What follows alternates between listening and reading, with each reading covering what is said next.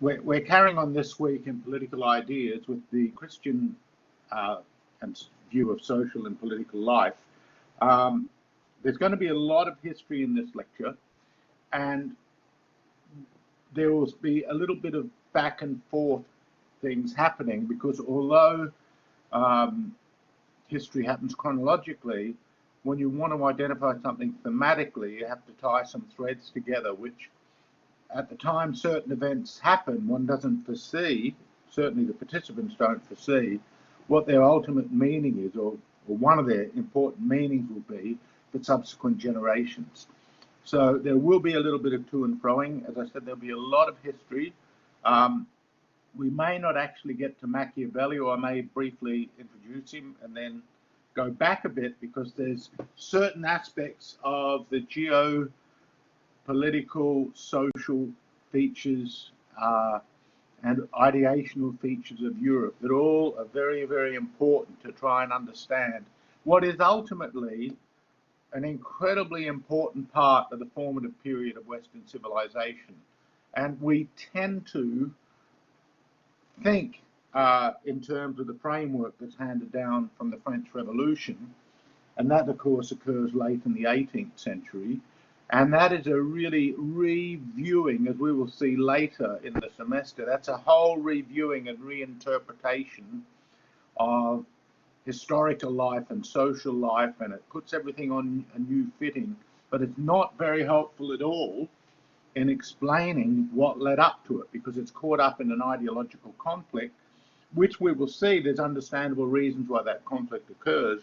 But if you want to understand the institutional development and then the ideas that come out around politics, about politics and society, and indeed the meaning of life, then certain things are really important to understand, and they're often not that widely known. This is why I spent a fair bit of time talking about these deeper roots of the social fabric that ultimately have so much to do with the theology of the time, but also the political conflicts that gravitate around the theology of the time, the religion.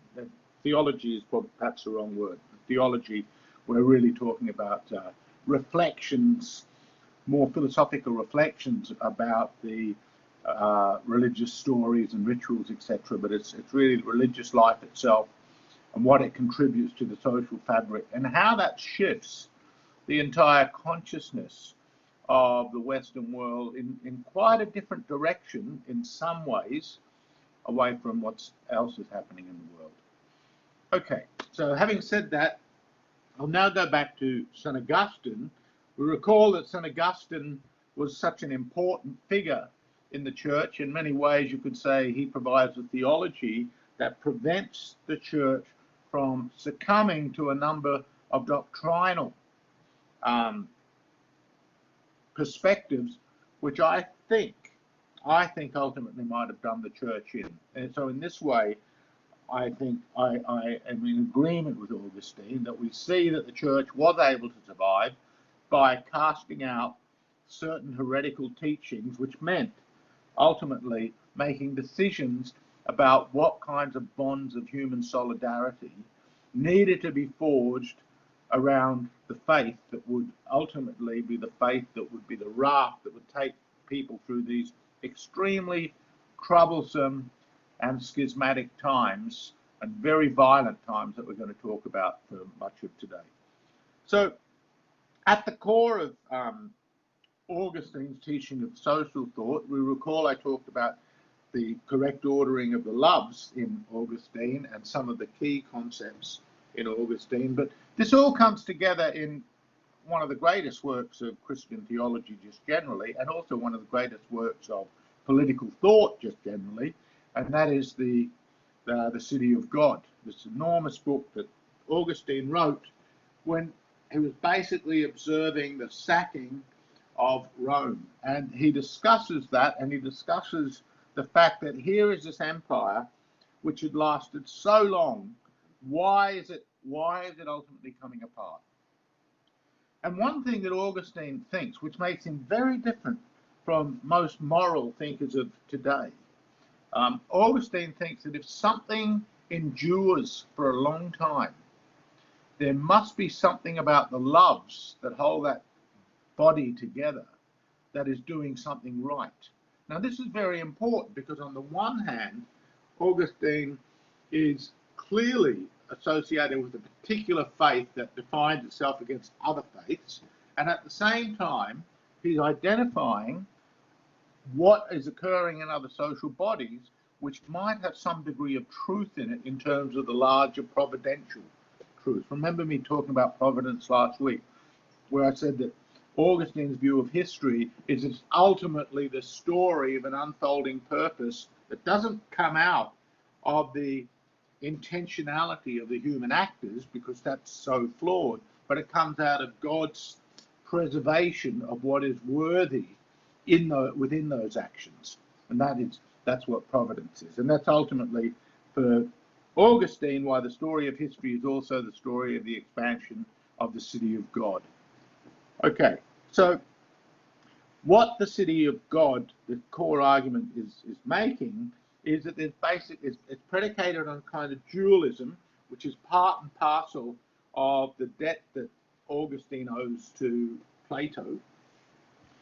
And we also recall that even in St. Paul, that the distinction between the spiritual body and the body itself, that consists of all these warring members, to use Paul's phrase, that there's a dualism also in Paul that suggests certain Platonic intrusion into the sensibility of Paul's world. And this is retained in some ways by Augustine. Now, having said that, Augustine, like Paul, they're not straightforward Platonists, but we can see that they're influenced in some way. And as I said, this dualism, this radical dualism between the spiritual and the earthly, that is something that definitely comes out of Plato rather than the Jewish tradition, but within Christianity we can see aspects of this coming out, and in Augustine we see it very clearly. So the city of God and the city and the earthly city, or the terrestrial city, they basically have two axiological foundations that Augustine is trying to identify. Now,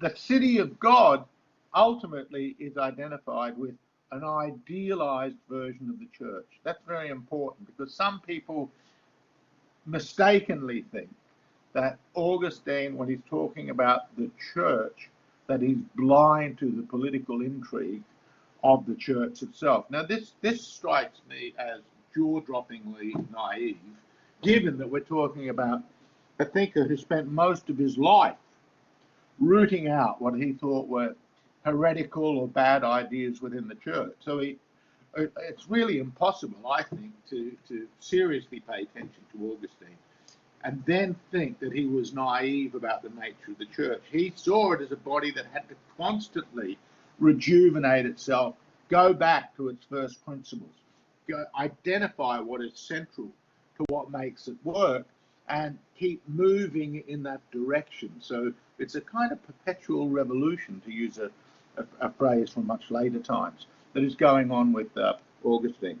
So, but what he's also saying is, if we understand what it is that is holding the church together in terms of its genuine spiritual mission, then we will also see what is defective.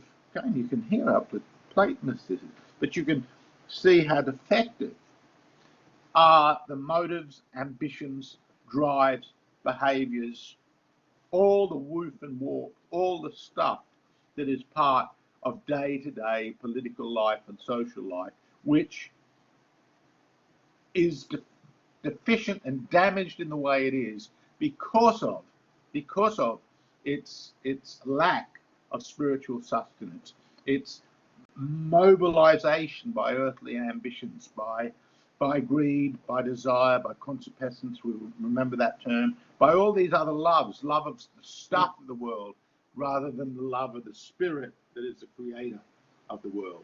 So for Augustine then, ultimately you've got one world that's based upon love of the self, one's own desire, what one can get, the stuff of life, the pleasures of life, and that is the earthly life.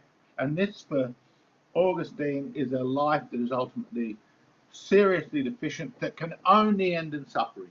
It will make others suffer, and ultimately you will suffer. Because for Augustine, this simply is not the way life is in its ultimate. I say that in its ultimate because remember, Augustine thinks that life has a purpose, and the appearance of Christ, the redemption of the world, so to speak, is that purpose. So to lack that purpose is ultimately to be caught up in the human fall, and to be, which is a very Christian term, and it's absolutely appropriate, almost speaking of Augustine, to be caught up in ultimately a vale of tears.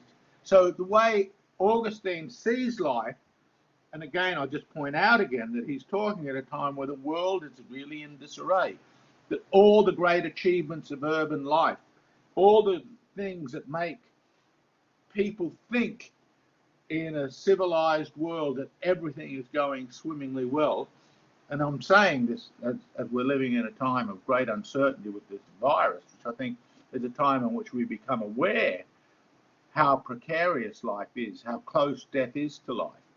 And Augustine, in his way, is also seeing the precariousness of life because he's seeing the sacking of Rome. He's aware of the various famines that have occurred previously in Roman history. He's just aware of the fleeting nature of earthly life. So for Augustine, we're all pilgrims on the earth. We're all passing through. We're destined to die. We will suffer. And the people who think that the worldly stuff is the most important stuff, he thinks they're suffering a great delusion. And he sees that ultimately they're suffering because of idolatry. And this is a question he raises in the City of God. When I say idolatry, they're worshipping the wrong gods. And he actually says this in the City of God. He says, how good were the Roman gods then if this is ultimately what they delivered? And so people thought that they would be safe, and here it is all falling apart. So when Augustine says that, he's not suggesting for a moment that the earthly city can be rebuilt. Again, thinking biblically, we've got the great early example of the Tower of Babel. That idea of the Tower of Babel, that someone is trying to build a great tower that will reach the heaven, that will tower over the earth, that will be our salvation.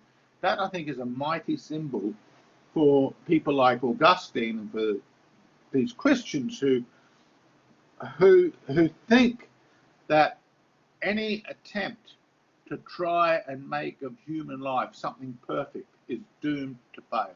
And this is the great temptation of urban life. And we will recall, again, this comes out of the Christian tradition, and we can find a very similar kind of narrative in other Mesopotamian mythologies, which preceded the Jewish Bible.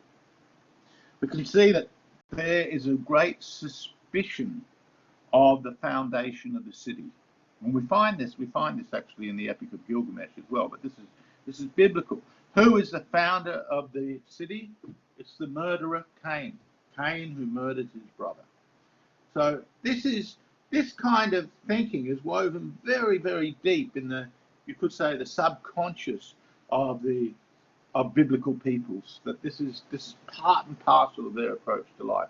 Ultimately, it casts great suspicion upon the idea of any kind of perfection. And I just signal this now when we get to the pagan revivalists like Machiavelli, or even more so when we get to the enlightened philosophers. We get a view of life that is the direct antithesis again. That is, again, the Tower of Babel thinking, so to speak.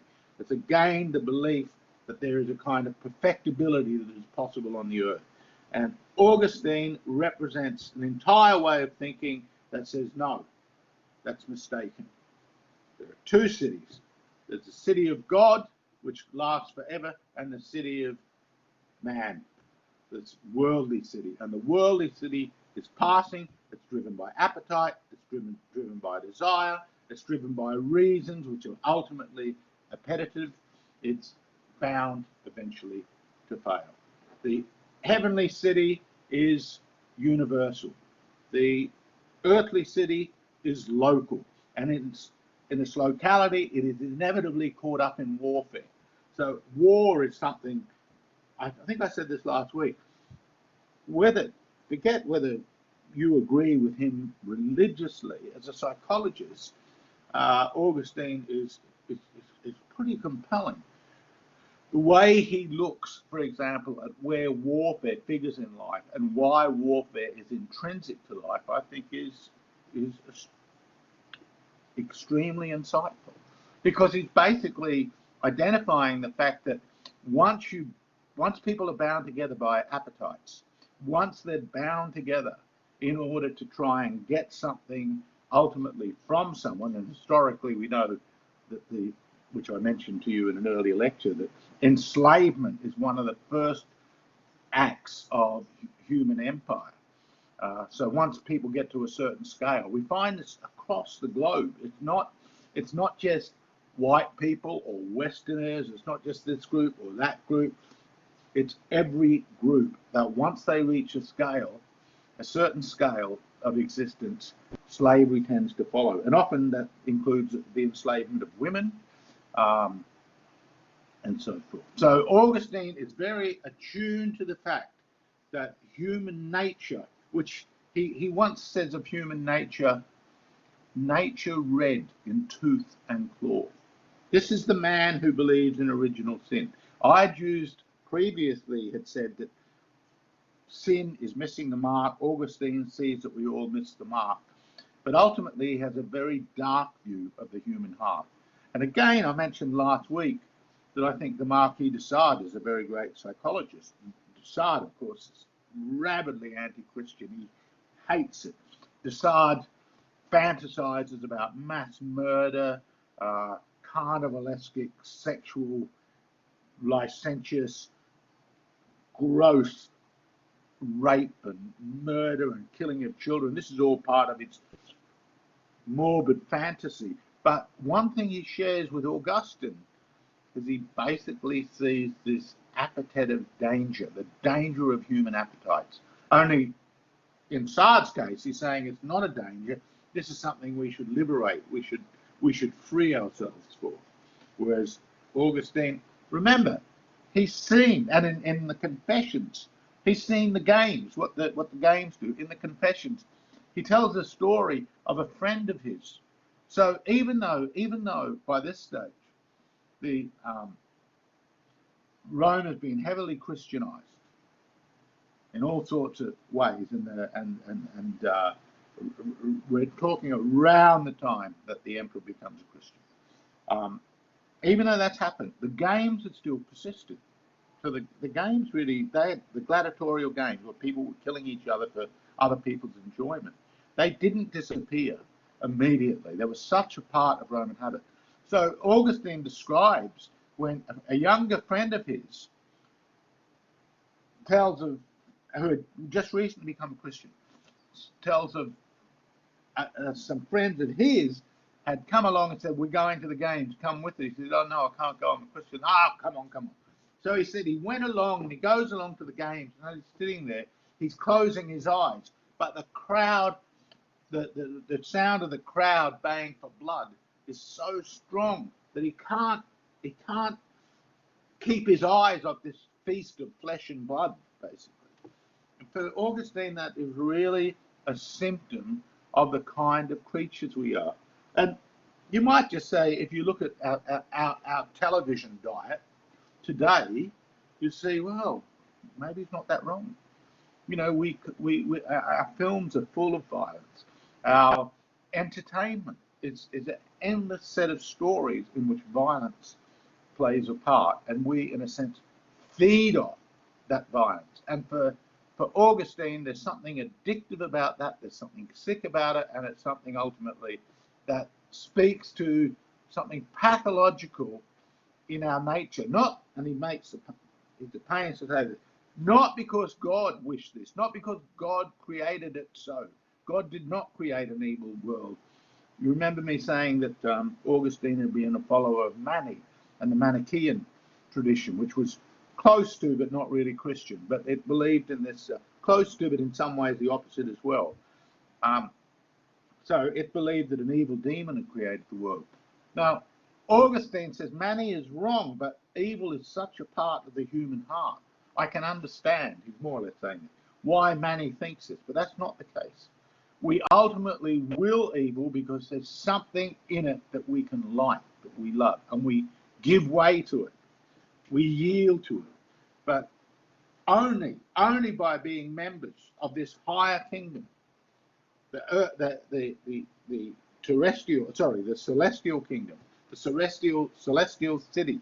Only by being members of this will we find something that gratifies us so much more. It's a purely spiritual gratification. It's the gratification not of appetite, but of the loving soul. So the soul, in a sense, finds what it was made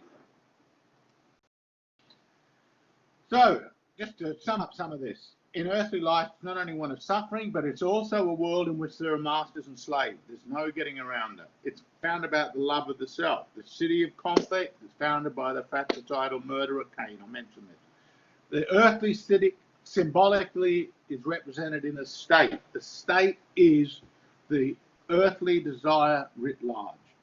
At best, he says, we can desire earthly peace for enjoying earthly goods, but this is always going to be frustrating. We're always going to have to torture, and torture was a common practice in these times. We're always going to have to punish people in order to protect these goods, these earthly goods. You just think about how property is protected, which is one reason people like Karl Marx will believe that if they get rid of private property, they will be able to solve all humanity's problems, because then humanity wouldn't really have a reason to do something evil. Well, what about the property of the body? What about those that want to violate the innocence? So I think that this 19th century view of life, I think, is naive in the extreme. That if you got rid of property, you would get rid of human desire. I just don't think that's true at all. But that's something we'll talk about later. Whereas what Augustine is intrigued by, fascinated by, and what he observes always, is that even to protect the basics of human life, there's no way of escaping doing something bad. There's just no way of escaping it. So to protect the good, we will have to do evil. This is part of the central idea of original sin. He uses the example of torture. I said this was quite a common practice. We need to get at truth because we don't know each other's hearts. Darkness enshrouds social life. So in the earthly city, even where it's good, evil must be done to preserve the good. In this respect, when we get to Machiavelli, we'll also see that Augustine and Machiavelli, although they have a completely different view of what the state is for, of the meaning of life, ultimately they do agree on one thing, that it's impossible to preserve the city without some kind of evil being done. Machiavelli, as we will see, will make a great deal of this. Augustine is also the founder of what is called just war theory, and this has a very long pedigree in Western civilization, and basically it makes the argument that war will inevitably be unavoidable. That's just the nature of social and political life. That's just the way things are.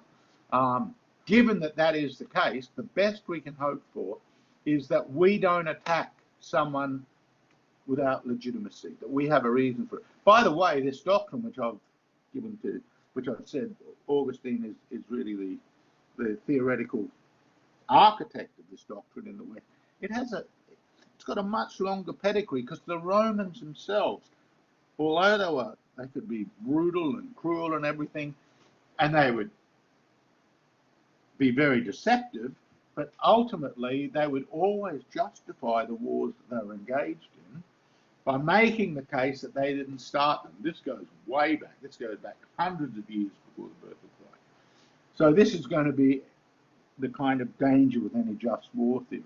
But Augustine says that's really the best we can do, is we can have reasons which we think are solid for our own defense that can legitimate when we go to war. But that's it. They're the only kind of wars that are justified.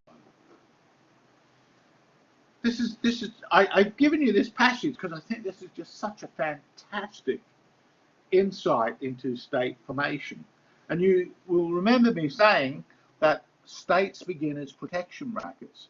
And I think I've said to you before too, if you want to really understand the basics of politics at its rawest and most elemental, then every time you're watching a gangster movie, a cowboy movie, or maybe even things like, I think I may have mentioned this to you, the War of the Three Kingdoms, this great, very long Chinese movie about ancient China, in which there's all sorts of warlords and kingdoms.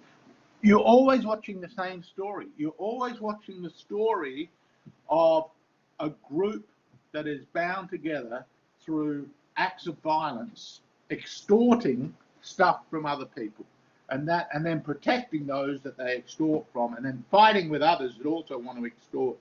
That is the most elemental feature of social life, where conflict is prominent. Only where you've got very small groups that can possibly avoid this do we not see this pattern.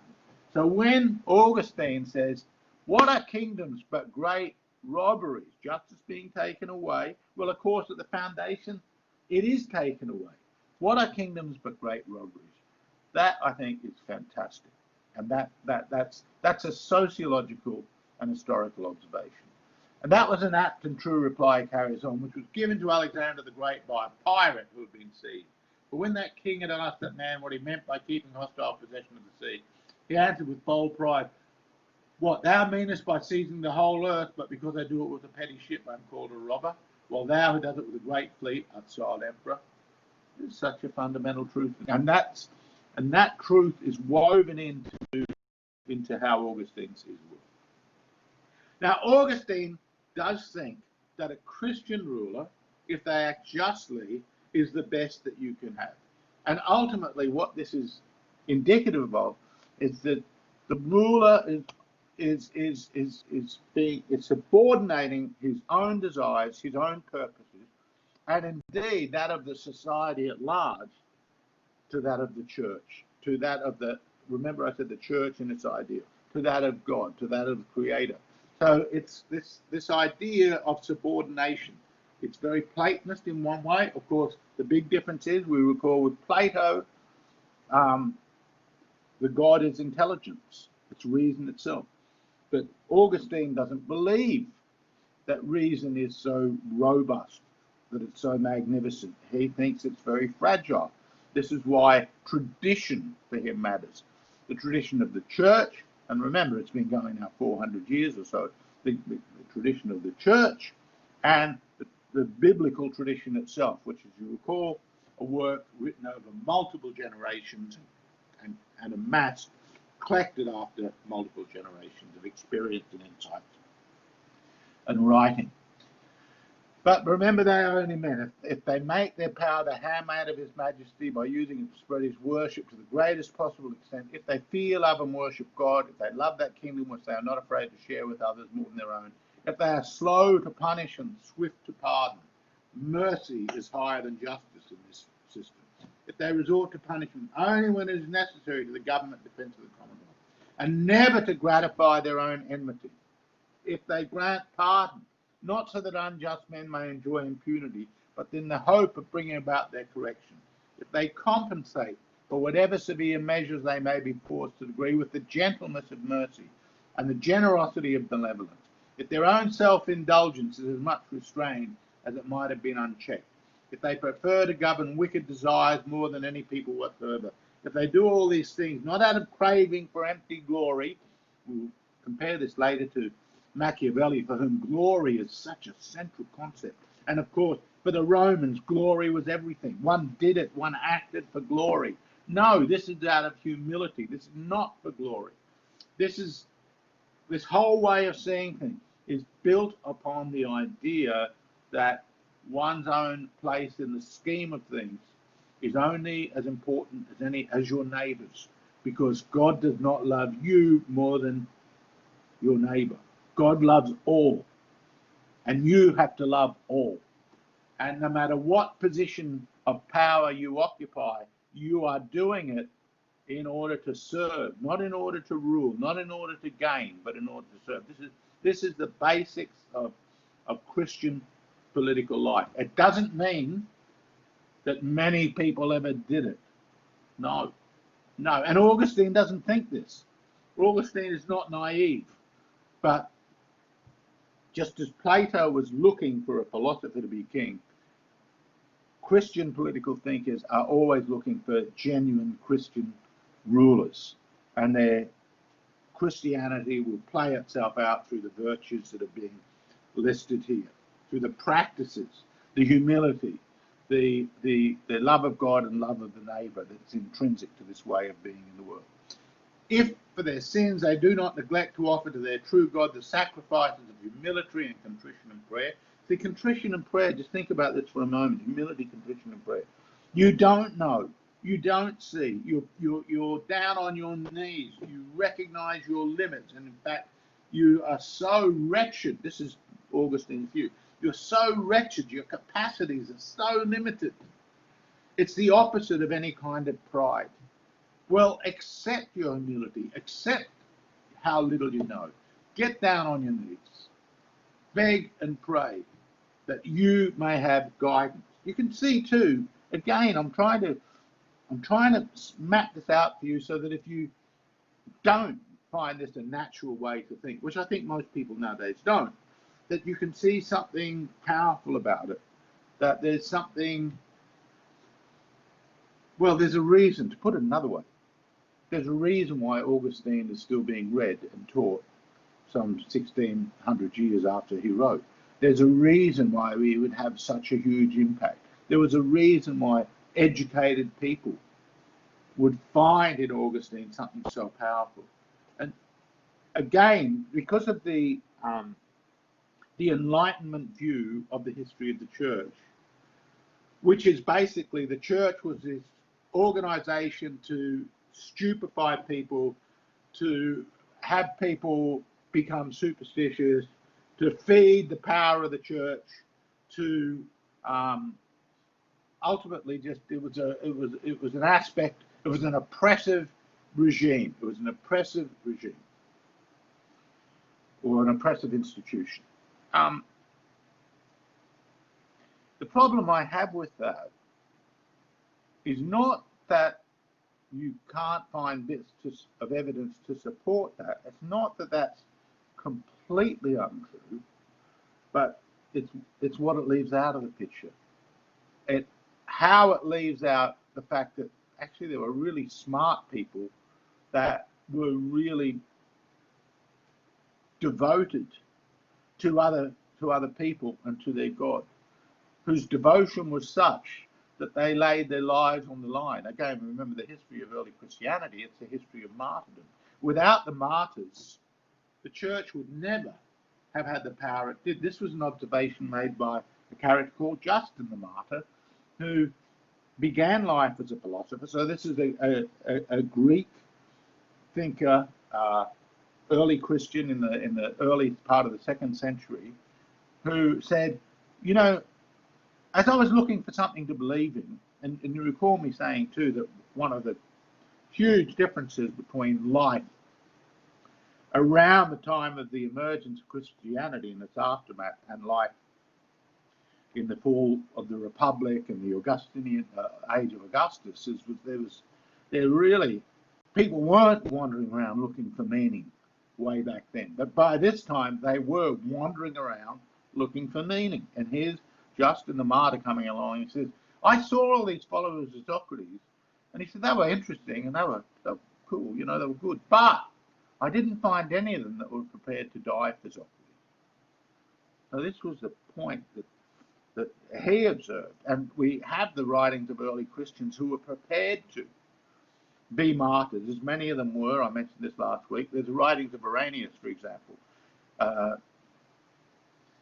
Irenaeus, or is it Ignatius? Anyway, he's describing the thought which happens to him of how he is going to be eaten by the lions, and how he will be face up to this death and what it means to him. And he does this gladly. So without these martyrs, and Augustine is so conscious of this, without these martyrs, the church never would have existed. And in fact, for centuries, the church, any church that was built, it usually had to be, I can't say for how long, but for quite a period of time, that it was where a martyr had fallen that the church would be built. And of course, after a while, people just make it up that someone had died here and therefore we were building it. You know, I don't doubt that there's all sorts of superstition in the church. And as it develops, and as people are caught up with miracles, and as they're caught up with relics and people selling relics, buying them, you know, just making them up. They're like tourist objects that have just been forged to place in a church, and there's a false history attached to it. So there is a lot of gullibility in all this, but there's also something else, and it's that something else that I think you have to use your imagination to get to if you just think, look, this doesn't make any sense. Well, it did make sense in the context of a world where people were tearing themselves apart, in a world where there was very little to hold on to.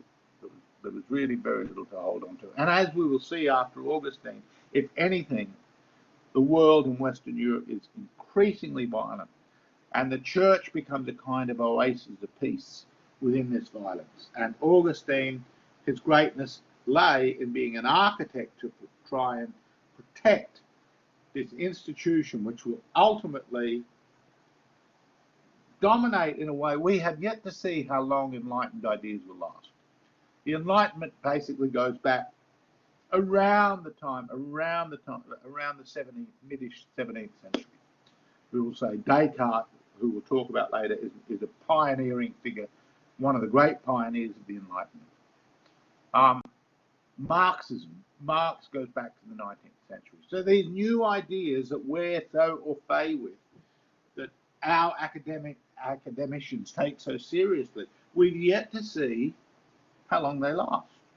And the fact is, even if we now concede that Christianity in Western Europe, not necessarily Africa or South America, or possibly even China, though it's being heavily persecuted there, but we've yet to see how long the Enlightenment and how robust it is in the face of all the reality it has to encounter, build, engage with, ultimately defend or collapse under. We have to see how that goes with the church. But what we know for certain is that 1,000 years after Augustine, the entirety of Western Europe was Christianized. And it would be about 1,000 years later, a bit after that, that these de-Christian, anti-Christian ideas, and we will see Machiavelli is going to be a major player in that, will start to unravel in it. So to bring it back to Augustine, or that one inside of Augustine I'm trying to make, Augustine says, the body of something is held together by its loves. There must have been something sufficiently lovable for many, many people to accept the church. So what was it about it? That's a question. I'm not going to answer it to you, but that's a question I begin with when I try and understand this period as an outsider, in many ways living in a post-Christian world, but to see how is it possible that this kind of reality sees the whole of so many people's imaginations. Now, I said that Europe was entering this massively violent stage, and compared to the Pax Romana, which was the Roman Empire, was, yeah, sure, the world is a violent place, and was a very violent place in antiquity. But there were moments of relative peace, and then there's moments of it just seems endless carnage. So let's make let's look briefly at certain things that are happening. One thing that I mentioned to you before, I mentioned last week the doctrine of Arius, and that doctrine was basically an anti-Trinitarian doctrine.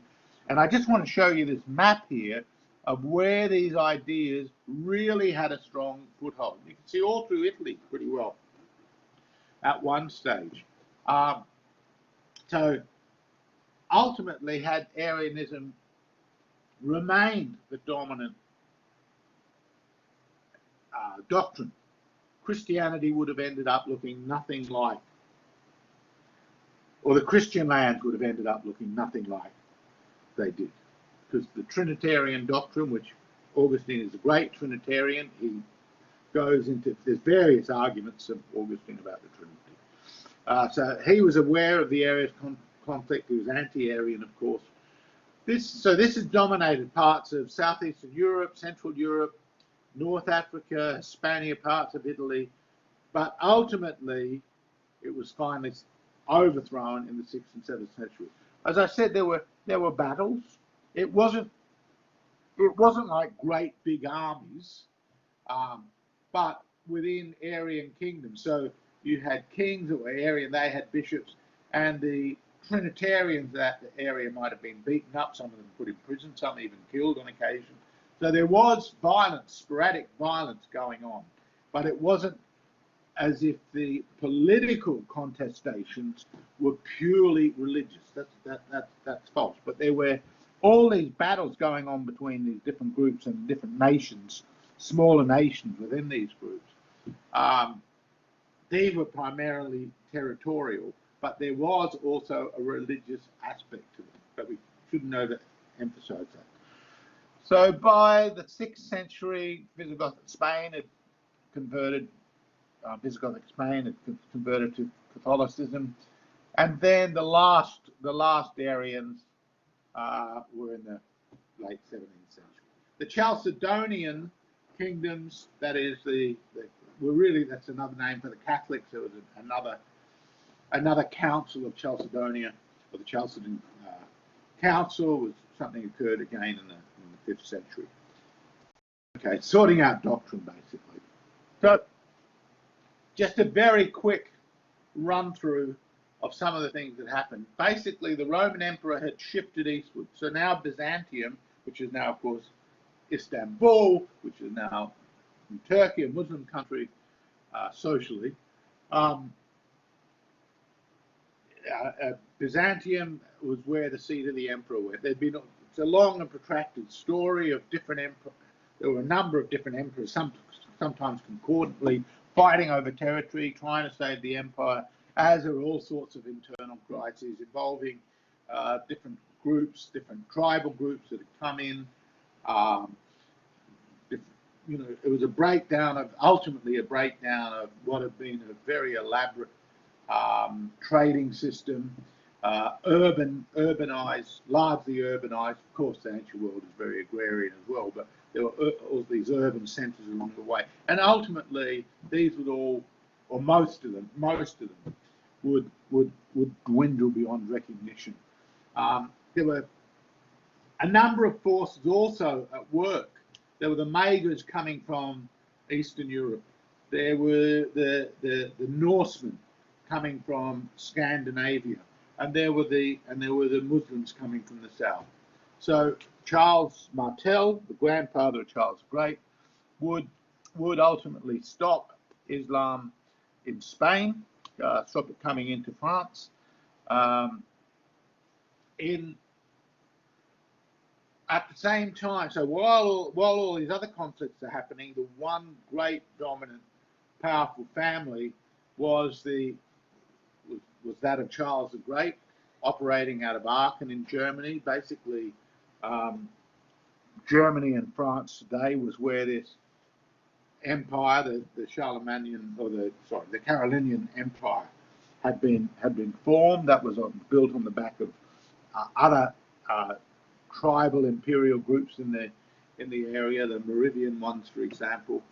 The thing about Charles, I think, was two things are really important. One, he was given the title And it seems that this was sprung upon him. It was not something he sought, but by the Bishop of Rome, who at this stage, Pope, of course, but the Pope did not have a lot of power at this stage, and Europe was not, Christianity was not highly centralized at all, and the fact that what was happening in the Eastern Church in Byzantium, because you still had an imperial structure, that seemed to be far more civilized, far more important than what was basically a highly conflictual zone, agrarian, warlordist, constant conflict, these raids coming from, as I said, from the Norsemen and from the Muslims, and then later the Magyars would be coming in. And so life, in a sense, had lost in those areas that had been under the Roman Empire, had lost that kind of continuity and sense of unity of social purpose, whatever had been there. And this was now, whatever purpose was there, was now tended to be provided by the church. Remember this now, so you had gone from a society, again, in Rome, lots of people could read. Here in Western Europe, this time, most people were illiterate. Charles the Great was teaching himself to write, and there's stories of him, learning his letters, and not quite sure how successful he became at that. Anyway, the Pope had called Charles the Great to Rome, and he was basically taking who was his protector and saying, I anoint you as the new Roman emperor. So there's a kind of narrative continuity with Rome, only this time, instead of it just being a Roman empire, remember he's a German, he's German-French, Franco-German, whose court is in Aachen, now Germany, it's quite splendid. It's for the time, but nothing like what the kind of scale of what was happening with the Colosseum or the various other buildings in Rome at that time. So he's called, and in this way, he becomes subordinate to the Pope. And this is a really fateful moment, because what we're going to see over the next 600-700 years is this dialectical interplay between secular and spiritual powers, and the question will be, who is the real sovereign? Is it the person that crowns the emperor? Is it the Pope? Or, which now the Pope is also, you can see, he's making a running to head the church. And there had been various apocryphal, that is, constructed, made up documents in which there was this idea that Rome had always been the spiritual center of the Catholic Church, and the spiritual authority of the church always emanated from Rome. This was absolutely not true, but it would become true.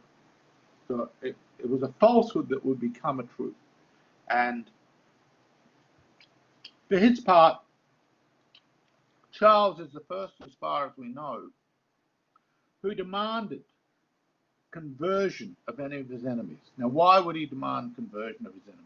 And the very simple answer to this is that unless people were going to take an oath of fealty to him and his, they could not be trusted. So he could not trust anyone that would not worship the same God, because their oath would be rubbish. So he needed that. That's why he did it, and this seems to be the first example of, as I said, there were some signs of violence earlier within Christendom, various fights and conflicts, sometimes murders, sometimes sizable killings of a couple of hundred or something like that. But now we're talking multiple thousands prepared to be sacrificed for providing a common empire, Holy Roman Empire, even though Charles himself didn't really think in those terms, but those territories that he presided over. The other thing about Charles I should mention is, I said he lived in Aachen with his retinue, but basically he was an emperor on horseback. issues of justice, conflicts within the region. He was there to try and sort them out. And he would be riding around that empire, protecting its borders, so to speak. But there were all sorts of other conflicts and acts of violence going on. But this was a way of trying to create some kind of unity. So, by the 11th century, in the main, you've got a very non-urban empire on a horse, even though you do have Arkansas with the beautiful cathedral and etc. But there's not much visible sign of civilization. And what starts to happen in the 10th and 11th century, as the Magyars get pushed back, as the Vikings have been pushed back, as the Muslims are subdued, there's a period of greater peace, even though there's all sorts of territorial conflicts internally, nevertheless.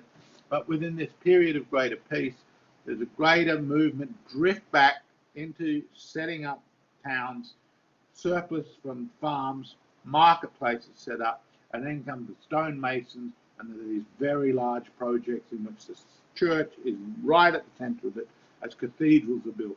And the cathedral is going to be the centrepiece of any town, and all the craftsmen and members of the guilds, and they'll all be participating in creating a sense of common bond of solidarity in which their livelihood is both dependent and in which their sense of achievement and purpose is also writ large. Now, if you look here, this is a really interesting map. It's written around, it's from about the 11th of the 12th century. And what you see is all these bishoprics and monasteries, and this gives you, if you were to look at that map and say, where are the major cities, the answer would be not many. There might be 15 or 20. And generally, they're nowhere near the size they had been a few hundred years earlier, or 400 or 500 years earlier. So you've got places like Paris, you've got places like Milan, you've still got places like Rome, you've got places like London, Madrid. But in the main, as I said, the cities have dwindled. But what you find is these numerous churches, monasteries. I think I mentioned last week about often the monasteries would be clearing forests, doing collective farming, making ale, setting up vineyards, making wine. So they were participating. In the collective life, but they were also, in a sense, a world apart. There was something peaceful about this. This was a reminder of another kind of world. It's also why, now this is going to be very important too, over time the church will accrue an enormous amount of property. Again, when we come to the French Revolution, one of the reasons why the stories about the church are so, by the enlightened philosophers and the revolutionaries, why they're so hostile, is ultimately they want to seize this property. This property is seen as either economically unproductive, or it's laying fallow, or it's being used to wrongful kind of economic purpose. Nevertheless, for centuries, now bear in mind, right, that this is a world in which there's a lot of violence, and there's this mutual protection racket, the warlords, all there making sure they can protect the food supply. They offer protection, then they need to protect where the trading route is going. So there's this constant oaths of fealty, what we call feudalism. Each, you supply so many men to me, they work for me, and I'll protect you. And then if we're needed, then we'll go and work for someone else. And so this scale of the army, in a sense, builds up.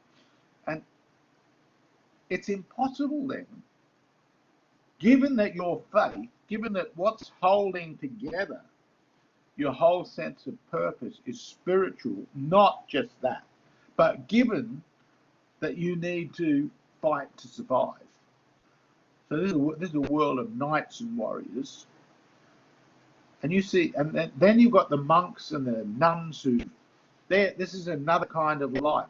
They're not warriors, and they're not, strictly speaking, farmers. They're not peasants. They're not tradesmen.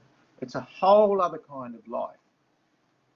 But it is a life in which prayer, meditation, the rituals which you, just imagine now you're a knight or lady of the manor, you participate in.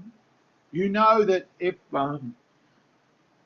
your daughter gets pregnant or something, she can go and become a nun.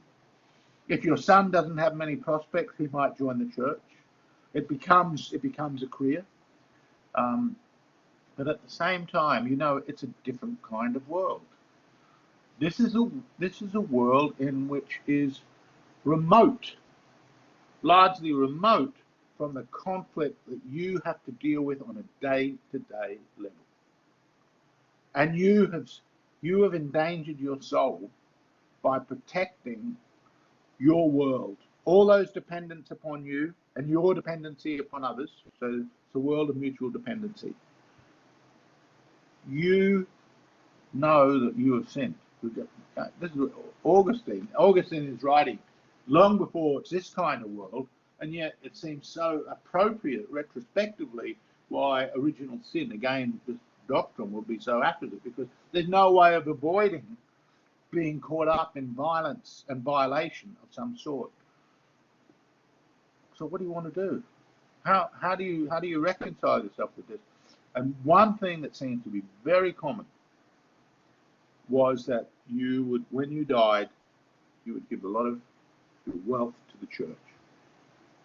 So the church over time became more and more a place where wealth was being accrued. Now this would, remember me saying, I say it all the time, one solution, new problem. This would create a major problem. And it would create a major problem concerning whether or not priests should marry. And I might as well raise it here. I'll probably get to it a bit later, but I'll talk about it here now that I'm on this. So you've got these various sacristies, you've got monasteries, you've got all these church lands, and one of the things that happens because of this breakdown that's occurred with the attacks of the Magyars and the Vikings and from down south, the Muslims, but mainly the Norse and the Magyars. One of the things that occurs is as life has become less and less urbanized, as illiteracy tends to take over, so fewer and fewer priests are now literate. As all this is happening, traditions have also got lost, and new traditions, because once they've happened a couple of generations, you just think, well, that's tradition. We've always done it this way. Well, how long have you been doing it? 40 or 50 years. A living memory of it, that's always been the case. That's how people are. Remember, life expectancy very low at this stage, probably mid-30s, 40, something like that. I would have been dead a long time. Anyway, as all this is happening, more and more priests are marrying. There had been now, the early priests in the church had often been married men, but when they married, they generally, or they were supposed to abstain from sexual conquest. And there had been a long history of the church fathers that were very, very suspicious of sexual energy. A long history of this. At the same time, human beings being what they were, the fact that there's a suspicion of it didn't mean that priests and nuns were all pure. And there's been a long literature at different times, and you'll find these stuff in medieval literature like this, where there's all sorts of ribald documentation of what priests and nuns are doing, and what a fleshly pot it all is in those places. Okay, but the fact was that by around the 8th and 9th century, increasing number of priests are marrying, and not only marrying, insofar as they've got a little bit of church property, that becomes privatized. It becomes private property. So what has been passed on to the church, you end up getting your son to become a member of the church. Now he can marry too, just as you married. And as you marry, this becomes de facto family property, even though it's from the church. This would cause a massive crisis. And in the latter part of the 11th century, this would lead to what is called the investiture conflict, which I'm going to talk about that a bit later, and which owes a lot to the reforms of the monasteries at Cluny. So I'm just anticipating that, but I want you to see why of celibate priests, that is, a priest should not marry, would be so divisive in the church. And after a period of 1,000 years, by the way, in the East, this was never an issue. For the Orthodox priests should marry. It's a good thing to marry. There was never that kind of acceptance, widespread acceptance about the virtue of celibacy. But in the West, celibacy, which had a longer pedigree and then it had got forgotten, now it comes back, roaring back as a major issue. Okay. So this brings us to monasteries. Again, I'm going to leap back. You might remember me talking about the early monastics, people like Pachomius and St. Anthony of the Desert. Now, if you read the Gospels, there's a whole lot of it is really about engagement with the world. But there's that bit where Jesus goes into the desert. So there's certain moments in the Gospel you could see where this retreat. And remember me saying that the Christian view of life was very renunciative. Well, this renunciative dimension of life was picked up upon by the early monastics, and they became self-sufficient communities. So in a way, they saw that their models were the disciples themselves, the apostles themselves. And there were all sorts of groups of men and then women living together, that is, men with men and women with women, that devoted their entire life to living very frugally and living their life in prayer. And then it would be prayer and labour to sustain themselves. By the time of the 6th century, one of the men that presided over one of these monasteries laid down certain rules that certain things had to be done. And basically, remember, this is a very collective form of life. It was a very disciplined form of life.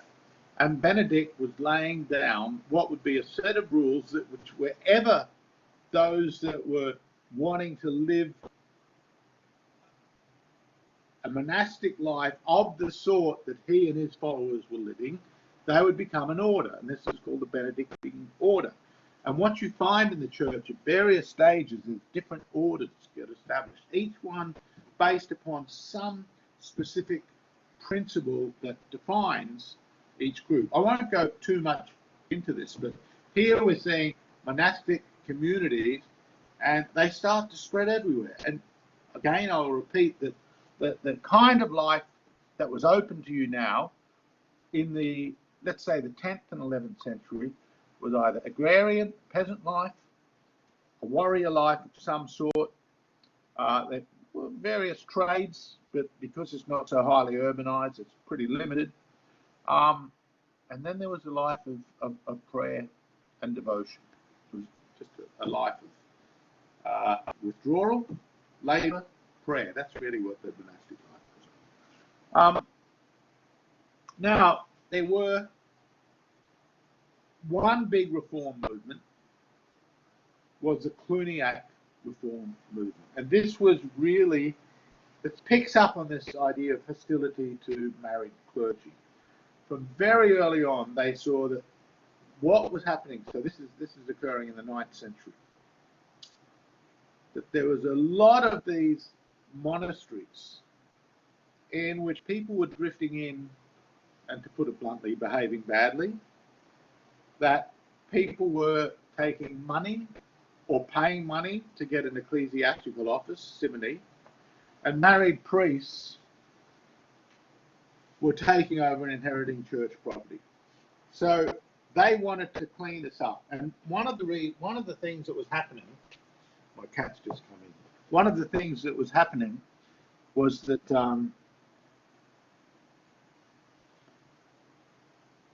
the higher clerical offices were not being bestowed by the papacy, but they were being bestowed really through other bishops appointed by the emperor, so the Holy Roman Emperor. Remember that that's the continuation of what Charles the Great had been crowned as, the Holy Roman Emperor. So the imperial house that was operating now out of Germany had all sorts of fingers in the pie of the church, and there were those at that followed this guy called Hildebrand, who was the founder of this reform movement. They were disgusted by this, and they wanted to ensure that no priest should marry, that it needed to be cleaned up. That they also, and here they were being fueled by Rome, and this would be consolidated by Rome, that any kind of secular authority and any dues to those secular authority, we shouldn't be beholden to them.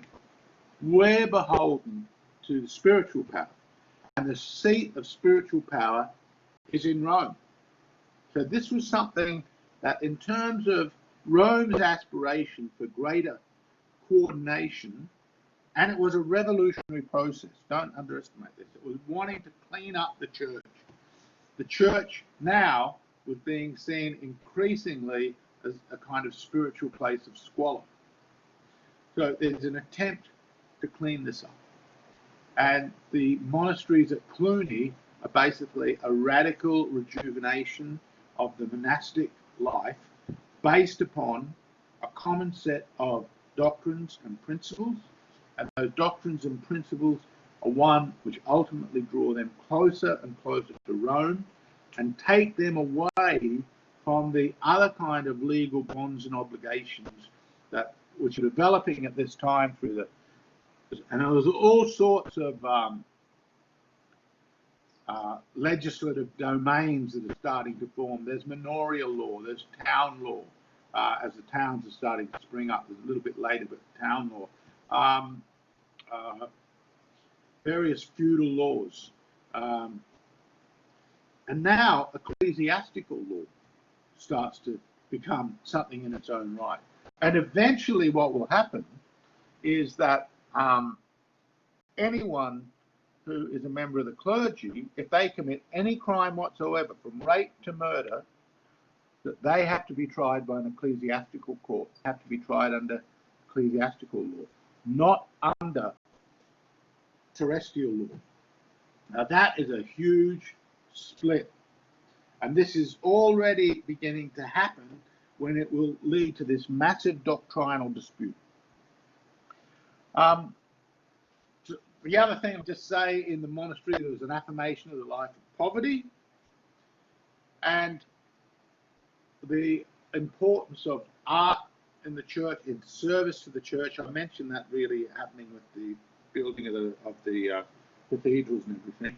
Another group was the foundation of the Cistercians, return to Benedictine principles. That was another group. So there are various groups, often. So there's all sorts of intrigue and conflict that's going on within the church itself, and there's all sorts of cross loyalties that are occurring within the church. But what happens then is these Cluniac reforms inspire Gregory VII, who reaffirms, I'm going now to the second point, the two doctrine sword of Pope Gelasius. Now, before I carry on with that, we need to go back a bit, because something else, a seismic shift, has occurred within the church. And that's in the 11th century. Now, at the time, so in the 11th century, although Rome has been making the case for it being the seat of spiritual authority, and if we go back a few hundred years before that, Rome was almost nothing but ecclesiastical community supported by some agriculture and a little bit of town life, but it was a shrunken city. It was a rump of a city. As the Bishop of Rome was making a case for his own importance, the fact was, as I've said, that the real centre of Christendom was the East, Byzantium, where you had a much more, although it had been caught up now, by this stage, Byzantium had been caught up in all sorts of conflicts with the Muslims that had basically surrounding the area, who would eventually conquer it, though not until the 15th century, but not for quite a while longer, but it was increasingly becoming diminished territory as various chunks of this empire were being eaten off till finally there was nothing left. So on the one hand, you've got Eastern Christendom, but centre in its own imagination. You've also got stuff happening in Assyria and other parts of Christendom, but they're not really linking. They're so different. So what's happening in the Coptic church over in Egypt, for example, is nothing like really what's happening in the Orthodox church over in the Eastern Empire. It's nothing like the breakdown that's occurred in the West, which I've been describing. So you've got very, very different styles of Christianity. And even within the same country, I'd mentioned the Arian controversy. If you go back and you read Bede writing about the history of Christianity in Great Britain around the 6th century, you see there's a huge difference between the Celtic form of Christianity and the Roman form of Christianity. And this has to be played out. There's all sorts of... So it's very pluralist in some ways. So that is the reality on the ground. And then there's an absolute break between the Eastern Church and the Western Church. And the break, you remember me saying that the doctrine of Arius, it all hung around one letter, in one word, homoousios or homoousios. One letter. But it ultimately was interpreted as all importance for the different communities. Similarly, it was one word in the formulation of the Nicene Creed, in which the word was whether philoke and from the Son, which is intrinsic to the Nicene Creed, whether or not that should be highlighted, whether or not the importance of that. And basically, the Eastern Church was saying, you in the West are undermining the importance of the Holy Spirit, and that for us is really important. You're missing something. To put it another way, you're not sufficiently Trinitarian. Now, I don't want to go into that, the doctrinal thing, which is really interesting, but the point I want to make is with this break that ultimately comes from the East, this frees up Rome to make a running for its own empowerment, because now it's not compromised. Now there's no question that anything that it wants to do in terms of the Bishop of Rome, it has to be mediated by what is happening in Byzantium. That is the other major power center, it's gone. As far as they're concerned, it's now essentially a different church. Christian, but not the same, not Catholic anymore. So this creates, now bring this back to the reforms that are going on in the Cluniac monastic movement, and Gregory VII was a great follower, had emerged out of that reform, had lived in one of those monasteries. And he wanted to clean up the church. And in doing this, he says, the fault really is this. So he identifies why the church is in crisis. He picks up on the revolutionary reform movement of the Cluniac group, and he says, the church is in crisis because the temporal authority, which the center of it is the Holy Roman Emperor, they have abused their power, they've misused their power, and they've done it because they haven't recognized that spiritually they are beholden to us. They can do what they like over territory, but once they start appointing bishops, and once the bishops then appoint members of family or associates with the emperor or people that are on the right political team, and that property then is being kept as part and parcel of these family groups, this is, the church is rotting away with this. We have to stop this. And he appealed to this very ancient doctrine of the 5th century, which was called the doctrine of two swords of Pope Gelasius. But the doctrine of two swords, and in fact Gregory VII's position, really goes back to the separation of church and state idea right at the basis of Christianity, where you see Jesus, when he says, who do you give ultimate obedience to? The emperor or to your God? And he says, show me a coin. Well, who's on the coin? Caesar. We'll give it to Caesar what is Caesar, and God's what it's God. So that kind of reasoning, which Gregory has picked up, which is part of the Cluniac reform, goes back to Gelasius, it does have a long pedigree. Initially, the Henry IV, I think it was Henry IV was the emperor. Forgive me, is it second or fourth? But anyway, Henry fights him on this, doesn't want to give way. But the thing that Henry has forgotten is every vassal to him, to all these other kings around the place, and all their lords, they all have to take an oath to them. And Gregory is saying, none of these oaths are valid. They don't owe you anything.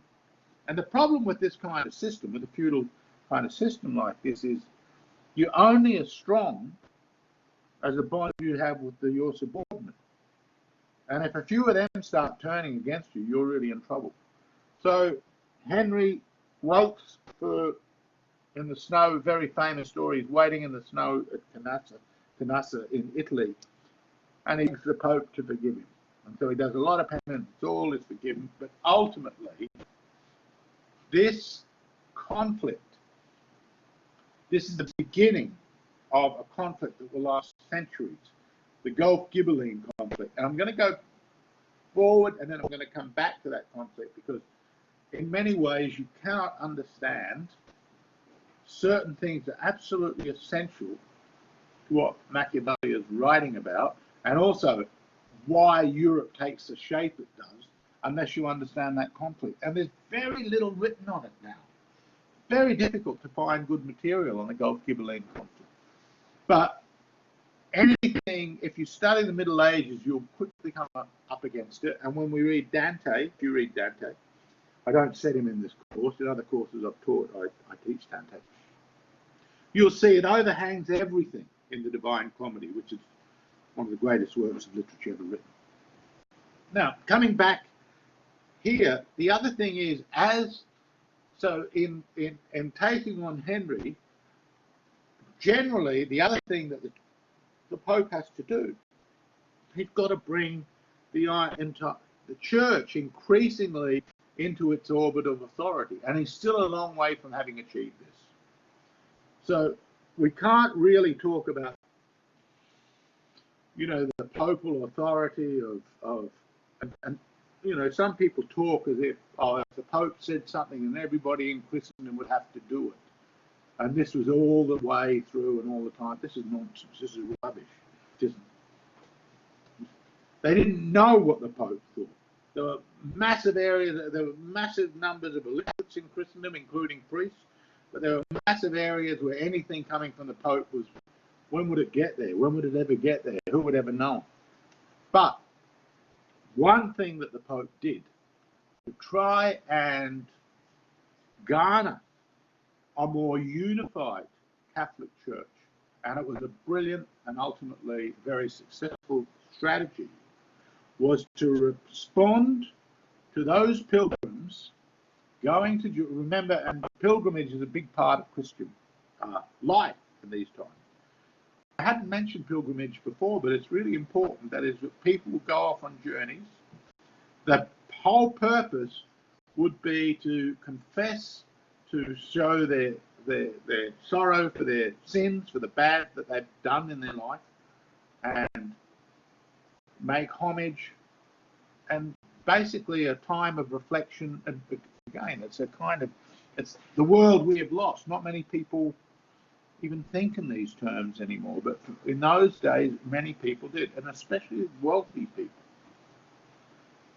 And what had happened is that the Muslims had taken over Jerusalem, and that had been for quite a long time. And in the main, they had allowed pilgrims to go there. So the Muslims didn't care that Christians were coming, and they'd in fact get some fees for it. But there had been these other conflicts going on with the Christian world, and a new mob, the Seljuk Turks, who would eventually be those that overthrow Istanbul, they had taken control of the city of Jerusalem, and they started to attack pilgrims. So the church now is responding to the pilgrims, and this is who are begging out for help, because the pilgrimage is a very important thing in their lives. And they say, we're going to take Jerusalem back. It had originally been Christian. Well, of course, it had been Jewish before that. So at one stage it had been Christian, then it had been Jewish, and now it's Muslim. We're going to take this back. Now, it is true that there was a lot of chaos and marauding, and especially in Byzantium, there were attacks upon Eastern Christians. So the Crusades was a movement that ultimately, there was something like 9 or 10 Crusades. I can't remember the exact number, but they're waves of them.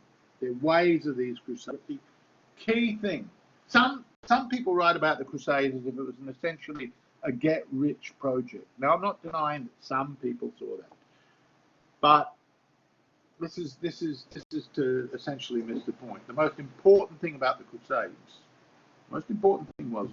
it was a confessional journey. It was a way of paying for your sins. No, it's not, I'm looking for another word, not confessional, but it was contritional.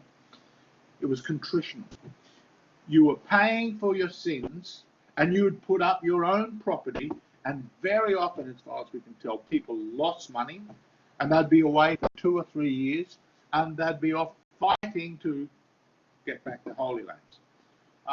They were successful for a short while, but ultimately it didn't work. But when I say ultimately, it goes for a couple of centuries. So there were protracted periods of time when this was a gaining Christian land.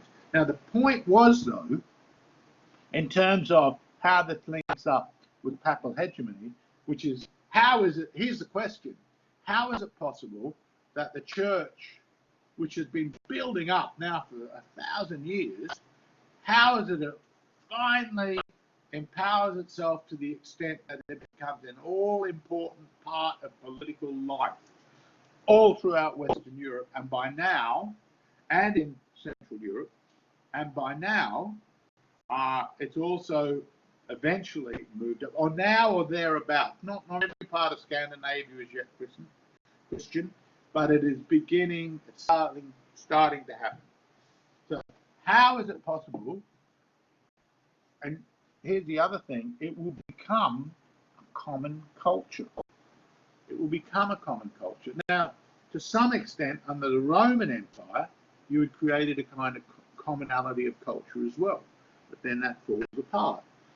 Now you've got common structural features of life in Western and Central Europe, which broadly we're calling it feudal, even though that is something of a misnomer, and there's all sorts of other relationships that are happening that really matter. So some scholars now say the term is not very useful, but you'll find history book upon history book using it because it does describe that that bond of fealty which I was mentioning before. So how is it possible then that this becomes integrated under one church? And the simple answer is, through the Crusades, you've got crusaders coming from all over Europe, going to the Holy Land, bonding with each other, and this ultimately entrenches the power of Rome. And it's entrenching the ambition of the papacy. And this entrenched ambition will ultimately lead to, or the continuation, I should go back a step. So the Cluniac reforms of Gregory VII, or the inspired reforms of Gregory VII. The name of this is the investiture conflict, the split between the Holy Roman Emperor and the papacy. The investiture conflict. Who has the right to lay the investments on the bishop? Who has the right to appoint higher clergy and then the clergy itself? Who has the right to do that? The Roman Emperor, the Holy Roman Emperor operating out of Germany, or the Pope? The Pope wins that. But it's not a clear-cut victory by any means. This conflict goes for, well, centuries, really, because the next thing that happens is this morphs into another conflict, which is called the Gulf-Ghibelline conflict, which I mentioned before. The Gulf part will be the party, it actually, the name comes from one of the German houses which had sided with the Pope against the other imperial powers of Germany, the Ghibelline, which is where the seat of the Holy Roman Emperor is, part of the Ghibelline forces. This will last for some 300 years, but it's brewing throughout all this other stuff. Now, as that's happening, I'm going to come back to that, but so as that's happening, now cities and universities, new fields of law, civic association, these are all starting. Basically, the 11th and 12th century are fascinating periods because they're periods of unprecedented re-urbanization. So, like, you know, reasonably urban, de-urbanized, now becoming increasingly urbanized. As they're increasingly urbanized, that means the kind of oaths of fealty. Remember me talking about the protection racket, warriors, food supply. Well, now this is being complicated because now you've got more and more people drifting into the city. And so the bonds, the allegiances they had made no longer really count for anything. You've also got a need for lawyers. You've also got a need for more doctors. And in fact, theology, you've got the church, big employer now. The church, doctors, lawyers, that becomes the crux of the university. They're the main disciplines that will be taught in the university. And at the same time as that is happening, there's a rediscovery of Aristotle. No one had been, or almost no one had read Aristotle in Western Europe for centuries and centuries. There were some Arab philosophers who had read Aristotle, and St. Thomas Aquinas was a vociferous reader, vociferous. Anyway, a man with great appetite, big fat guy, was said that they had to carve out a place in his desk so he could put his belly. But one of the greatest minds has ever been seen. He put it in service to the church. He spent his life basically trying to reconcile the various contradictory teachings within the church, try to explain where the contradictions had occurred. This was a massive work called the Summa Theologica. And he was hugely inspired by Aristotle, whose works have been rediscovered and now were being translated into Latin. Aquinas didn't read Greek, he only read Latin, but he's a great interpreter of Aristotle, and he uses Aristotle in his theology. Now note this too. This is going to be very important.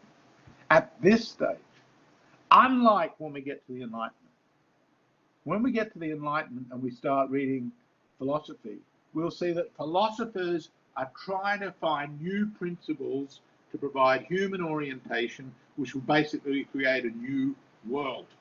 They're building a new world. This is not what's happening here.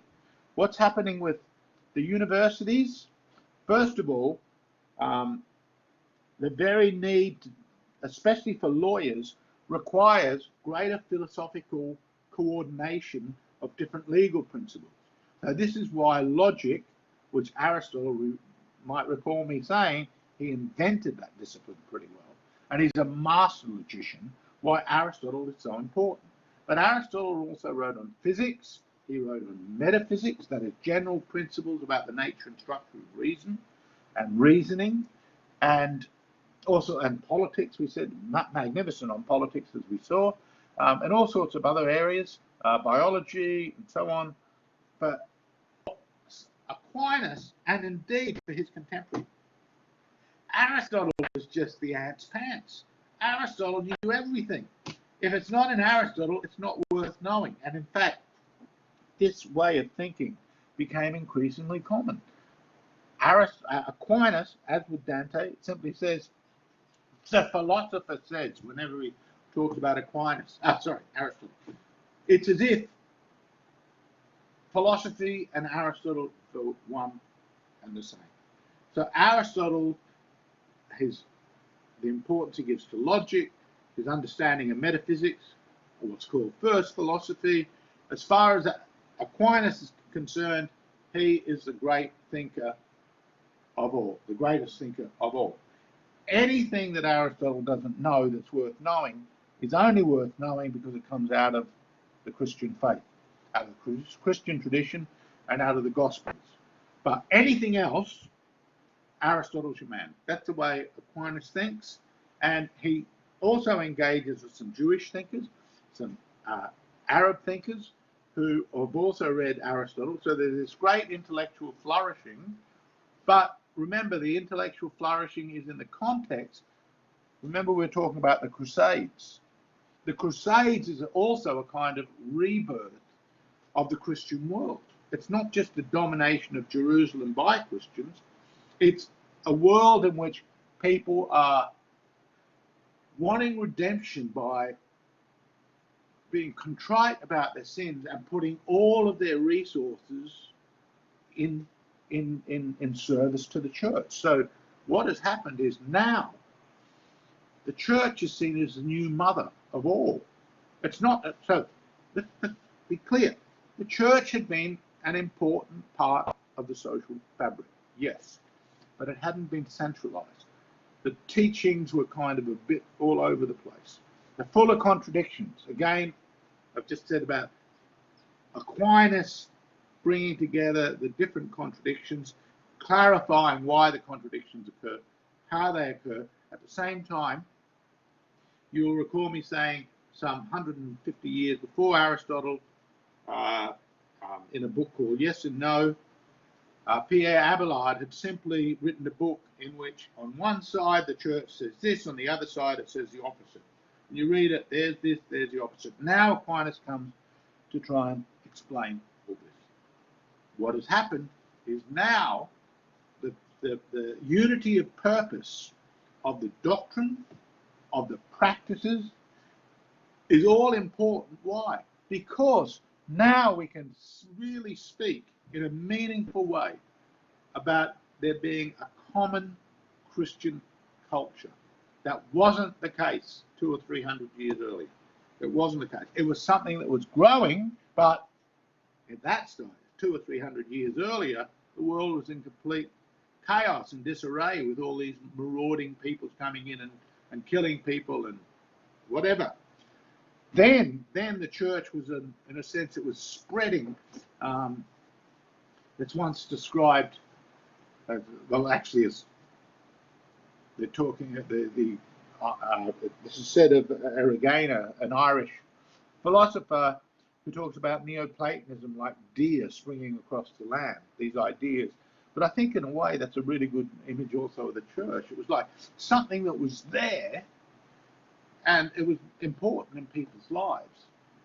But as the church has now presided over increasing urban life, increasing growth in intellectual life, the spiritual life, the huge cathedrals, the artwork that is now coming into, and we're going to talk about that in the Renaissance, because although on the one hand, as we will see with the Renaissance, partly neo-pagan revival, and some writers on the Renaissance, like Jacob Burckhardt, Friedrich Nietzsche, they will emphasize the pagan aspect.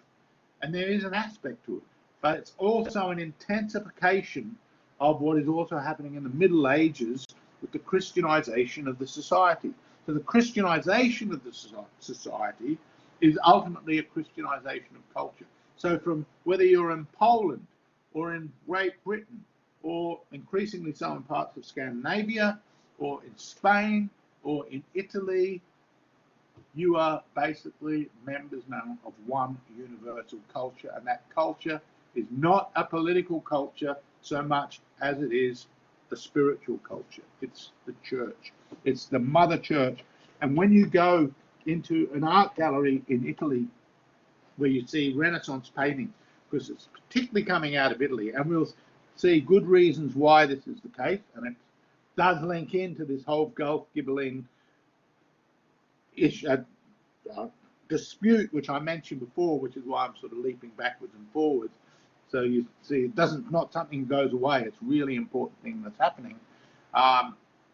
This rejuvenation, this rebirth of the church is what is being painted all over the place. Every time you see a mother and child, that's Mother Church, and the child is the new man, the new Christ, the new Christian as well, the new follower of Christ. We see this all over the place, coming out of Italy especially, and Italy will be the epicenter of this great cultural transformation.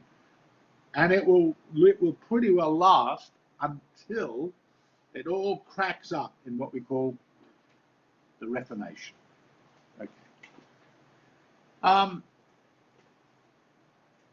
The other thing I should mention too is, again, and I'm talking about this cultural unity that's going on, there's all sorts of disputations that are going on with it.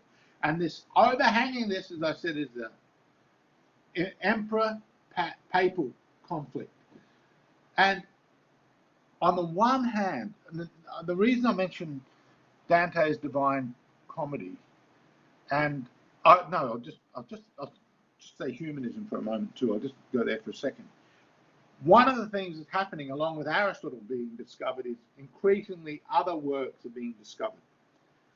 And this is what we call the humanist movement. And again, I'm going to talk a little bit more about that in a moment. But with Dante's Divine Comedy, you can see it's a work very much in tune with both the scholastic philosophy and the new humanist way of thinking, of which Dante in many ways is a pioneer. Now, in the Divine Comedy, what we see is a very strong critic of the church, but who's also a defender of the church. Now, this is the paradoxical position, which that paradox gets smashed when we get to Luther. But when we get to Erasmus, who's a contemporary of Luther, there we see a continuation of what Dante is doing. So we recall there's the Cluniac reform, Gregory VII wanting to rejuvenate the church, Urban II consolidates what is happening by empowering the authority of Rome and its place in the greater scheme of the church and doctrinal unity, an attempt to create greater doctrinal unity through the Crusades, which in a way then brings people into closer proximity with each other. As they go to a far off land, they bond together then. They come back more and more convinced of their Christianity. They've also done their contrition and going to fight, etc. There's now this great developments in the cities, the universities, the education, etc. And there's also internal criticisms going on within the church because people want it to be better than it actually is. And they see the weaknesses. And Dante sees that the weaknesses start right at the top. He puts a number of popes in hell. One of the popes he puts in hell is a guy called Boniface VIII. And Boniface was trying to really bring the Holy Roman Emperor to heel. He wanted to go way beyond Gregory VII and not just accept have the Holy Roman Emperor accept that it was the church's right to lay the vestments on bishops, that is to choose higher clergy. But he wanted, in all matters of importance, he wanted the Holy Roman Emperor to be subordinate to him. Dante puts him in hell, and of course the Holy Roman Emperor wouldn't come at this. So the conflict was raging even at the time that Dante is caught up in that Gulf Ghibelline split, which I'm going to come back to soon. But Dante believes that it's the job of the Pope to preside over spiritual power. It's the job of the Emperor, though, to be ultimately the decisive figure in everything to deal with earthly stuff. And in this sense, Dante raises some problems with the church, which the reformers, like Luther, will be raising 300 years later, 200 years later. And the reason I say this is so that when we do get to the Reformation, what is new about it is the political conditions which enable that.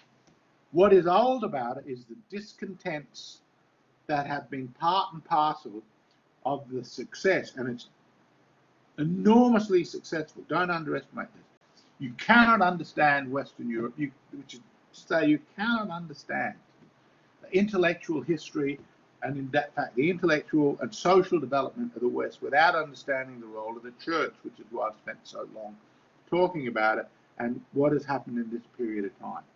The Middle Ages throws everything that is different about the West, and the West is fundamentally different in all sorts of ways from the Islamic world, the Chinese world, etc.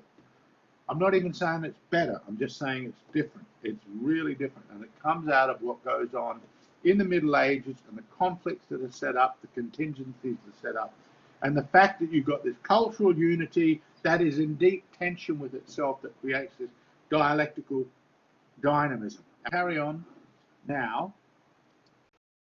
I haven't quite got up to where I want to be, but I'll go for another 20 minutes or so. And I'm going to talk about eventually Machiavelli and the Renaissance, but again, let me preface this by saying this.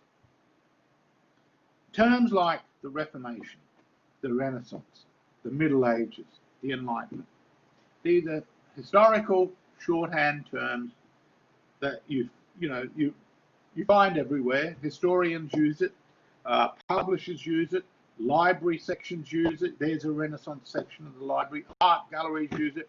And the problem is these words are really only partly helpful. I almost want to say they're all crap, but that's too strong. Don't write us all crap in your essays. But okay, I want to say it's too strong because what we see is that actually these so-called different periods, they're each bleeding into each other. They don't have nice, neat symmetries. And that's why when I was saying about Dante and his criticism of the church, and he identifies some things like the purchasing of office by clergy, simony. He identifies the avarice nature of many members of the church. He identifies things within the papacy which he thinks are spiritually corrupt and moribund and terrible, but they're repeated essentially in another context by Martin Luther. But usually we don't think of Martin Luther as a man of the Renaissance. And it's unclear whether we think of Dante as an early figure of the Renaissance or, a figure of the Middle Ages. And the point is, it's like you, me, everybody who's listening to this, all of us today. We don't know what we're in. We're just in it. We're just living our life. Later, some historian might come along and say, that was this period. Oh, am I living in that? I didn't realize that. In fact, I thought I was living in this. And so all of these terms are terms of classification that help us bring in some order and symmetry to facilitate our knowledge, but we have to be careful that we don't take these terms as substances which actually occlude our understanding of things. So I'm prefacing what I'm saying about the Renaissance as this rebirth, and in part it brings me to the point I made earlier about, is the Renaissance neo-pagan revival? Well, partly. Is it an intensification of the same revolution that the church is undergoing, which we've just been talking about pretty well for the last hour? And yes, it's also that. So it's two things. And what we'll see is there's a moment in which this will all crack. So the Renaissance and Reformation, again, they're usually pitted as different terms. It's the same, often in concordant. The Middle Ages, the Renaissance, the Reformation, there's all sorts of aspects of these processes that are in absolute concordance with each other, and yet they are indicative. The very names we use, the Middle Ages, which no one in the Middle Ages call themselves people who were living in the Middle Ages. That's a Lutheran term to describe what was basically, as was the Dark Ages, again another historian's term, the Renaissance, this period of rebirth. Again, that's something that is a belated term of invention, which Vasari, the artist, uses that term in 1550 to distinguish a break with Gothic art, but it only became popularised, I say here, in the mid-19th century with Jules Michelet, great writer on the French Revolution, Jacob Burckhardt, very famous book on the Renaissance. But you know, Burckhardt's great, you should read it, but there's a lot of mythology in it about them. But it did spawn Niccolo Machiavelli, who we're going to be talking about him as a Renaissance figure, and in many ways he is. But we're going to also see that he is the culmination of all sorts of other things which on the surface don't have much to do with Renaissance. Okay, so yes, this term means rebirth. Some things, perspective in art, the revival of literacy, all of this we'll talk about is part of it, and that tends to be the stuff that is focused upon. But it is naive to think that's all it is. And when we get to Machiavelli, we're going to see that he is a product of some of those things, but he's also reacting to other things that happen. Now, a very common thing that is said about the Renaissance, remember the word means rebirth, a very common thing that's said about the Renaissance is that this is a period of time in which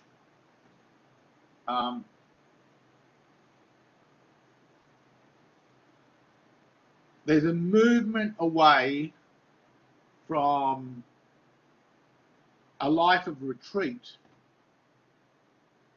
a life of renunciation. So the movement,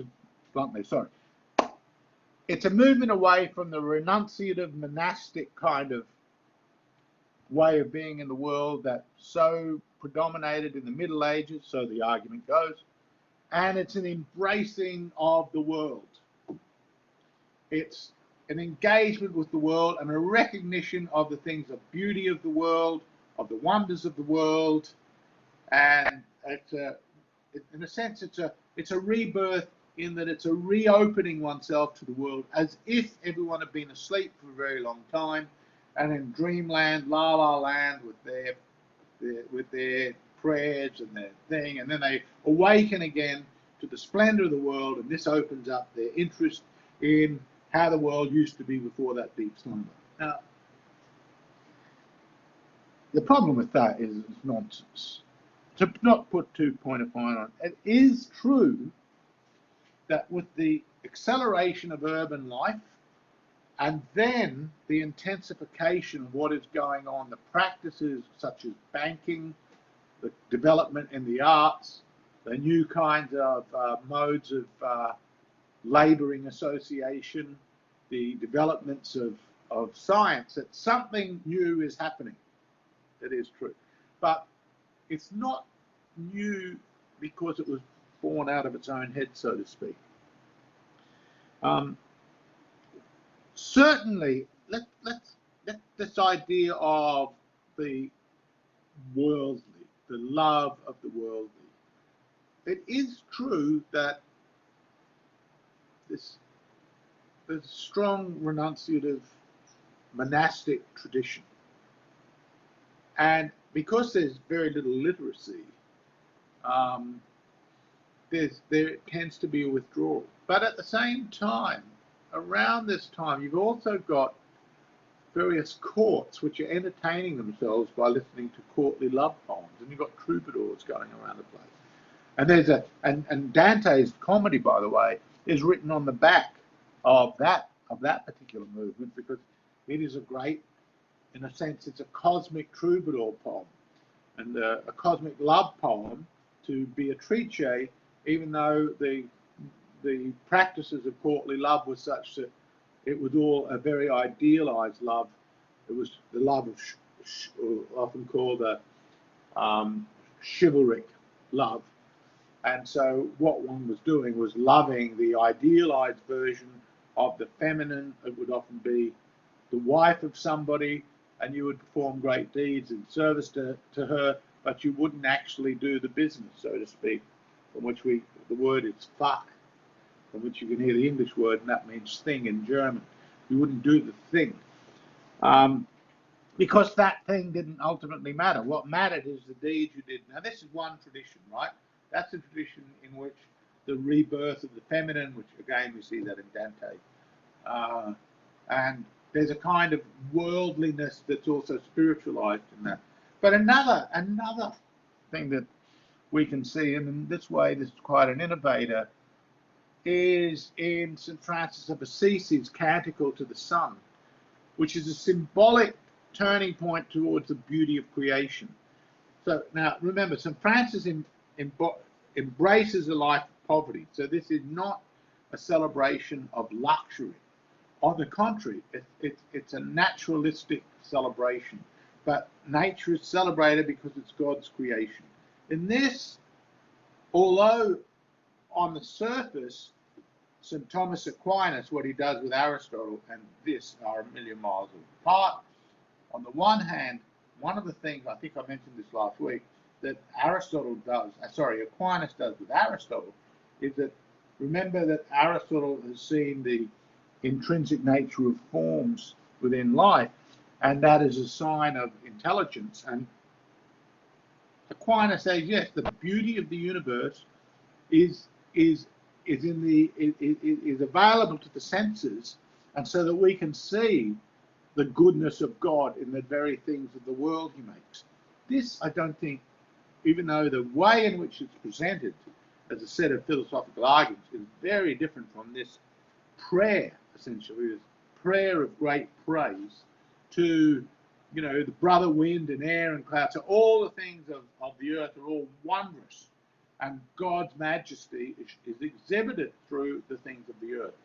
This, I think, is also going to tie in a very different, but nevertheless, I think there's an eclectic affinity here, or elective affinity here, with the whole idea that the church now wants to present itself to the world through its splendor by depicting the majesty of God in its artworks and in its cathedrals.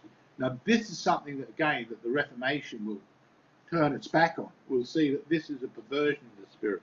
And it is true that in some ways the Reformation is a return to the much earlier way in which the church fathers and figures of the early church thought, rather than at this stage. So in this stage of the church's development, what we're seeing is this great celebration of the whole world as being really a song of praise to God. The world is a song of praise. And St. Francis, who embraces a life of poverty, so it's not about stuff and wealth, though at the same time there will be others who believe that the church's more wealthy and opulent objects, so the collection of wealth and spending that in opulent objects, is also a way of giving praise to God. You see, the contradiction, it's a real living contradiction. It's the same and yet radically opposed. Okay, so just to underscore that, St. Francis's Canticle to the Sun is a kind of symbolic turning point towards the beauty of creation. And this idea of the beauty of creation matches up with the idea even of the church visible. Life is wonderful, and there is and again, I would just say, living in the 7th and 8th and 9th century in Western Europe, life was not wonderful for anybody. It was nasty, brutish, and short. It was wretched. And even in the centuries before that, with the collapse of the Roman Empire, with what was going on, life was not wonderful. Now, there are still protracted periods of war going on, don't get me wrong. But you've also got collective, social, aesthetic life developed at a much higher level now than had been witnessed in Europe for centuries upon centuries. So it's a new world, so to speak. Within this new world, so there's the visible things of the world, the acts of the bits and pieces of creation that Francis celebrates. There's the artistic objects, the paintings and everything, the cathedrals that manifest in the splendor of the church. And now there's also, and this is a huge part of the Renaissance, this movement called humanism, which is basically the rediscovery of all these ancient works that had been left languishing in various libraries around the world, long forgotten, where people were, as I said, largely illiterate for so long. Now the universities are producing more and more people who are literate, especially an urban life requires more and more literate people. The guilds often require that. The lawyers are needed. So there's all these jobs for people that can read and write, and now they want to educate themselves. They learn languages. They learn the Latin and Greek so they can translate the books. They learn the different techniques that are used to compel and convince people. Remember the importance of rhetoric in Plato, how Plato was so critical of the dangers of rhetoric. Aristotle, just as you recall with Aristotle that he had said Plato goes too far in his critique of poetry. It's too far. We need to hold out an olive branch to poetry. Philosophy and poetry, we can work in tandem. He says exactly the same thing about oratory. And he writes a great book on rhetoric, which again will be one of those books that will be rediscovered as Aristotle's work is rediscovered. And so knowledge of rhetoric as a good thing is now being played up by the humanists. They want to be able to show people how to speak in public, how to put the best case, best spin on a case, how to master the arts, how to be aware of what the world has been like, not only what it is like now, but what it was like in the past. In some ways, you can see this Augustinian vision of the church of bringing everything in to a unity, a providential unity. This has kind of become infectious now because this idea of the church, of this great cultural unity, is wanting to basically reinvigorate the cultural life now internally of everything that has preceded it. And here's the thing, it tends to be read with a Christianized spirit. So the idea of Socrates can be seen as a kind of precursor of a Christian saint. That's exactly when we come to Erasmus. What Erasmus, who's one of the greater later figures of this humanistic movement, a contemporary of Martin Luther, that's exactly what he says. Socrates is a saint. Oh, Saint Socrates, pray for me.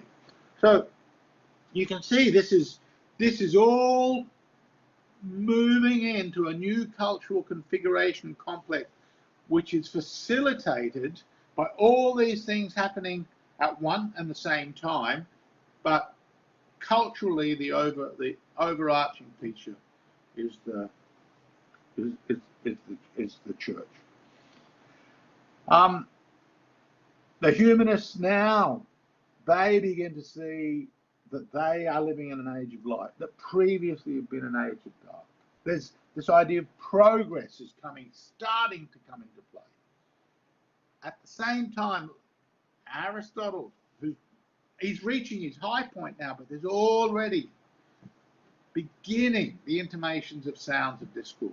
So by the time, this will take a long time, but eventually this rhetoric versus logic dispute will become really important, and the humanists will lead the charge, and then that charge will be taken up against Aristotle by the scientists.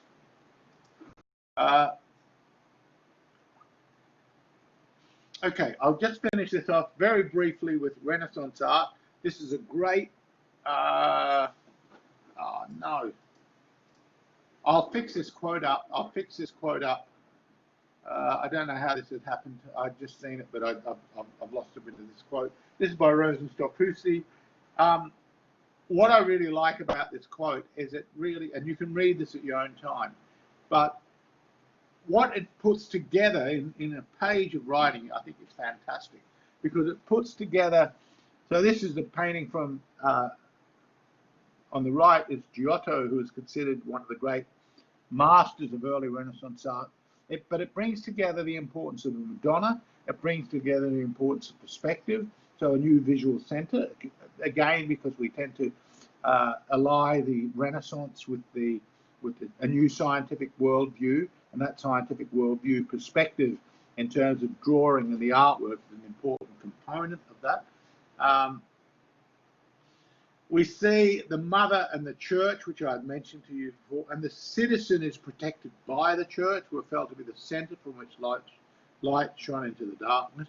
We see that the landscape, which is very common, Madonna, child, landscape, is the country viewed from within the city, and the rights that are now given to the people in the landscape, those rights are going to be the same rights as people have in the city, which is basically cutting through the feudal knot that had been the way in which people working in the countryside. So increasing number of more people owning their own land and property, and now different kinds of military systems now being developed, different kind of allegiances, loyalty, different kind of laws. And as I said, the church is a part and parcel of this. And when we go back to the Gulf Ghibelline conflict, we'll be seeing how the alliance between these city-states, which I want to talk about at more length, in Italy and the papacy is going to open up a new kind of politics. So I'll give you the rest of that. I'll fix up this quote and I'll return to that. I'll start off just summing this up again at the beginning of the next lecture. Thank you very much. I'll see you next week. Cheers.